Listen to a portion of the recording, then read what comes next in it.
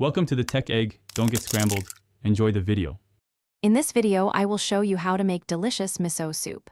First, let's start with the foundation, dashi. This savory broth is crucial for authentic flavor.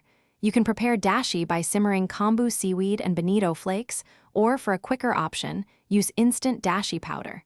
Simply follow the package instructions to create about 4 cups of this flavorful base. It sets the stage for a truly comforting bowl. Once your dashi is ready, it's time to add your favorite ingredients.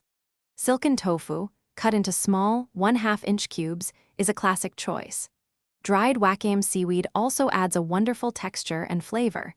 Just rehydrate it in a little water for about 5 minutes before gently stirring it into your simmering dashi.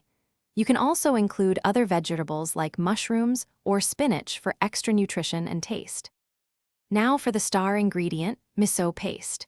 There are different types like white, yellow, and red, offering various flavor profiles. To incorporate it properly, take about 2 tablespoons of your chosen miso paste and dissolve it in a small amount of the warm dashi in a separate bowl. This prevents clumps. Once fully dissolved, gently stir it into the main pot. Remember, never boil the soup after adding miso, as it can ruin the delicate flavor and beneficial probiotics.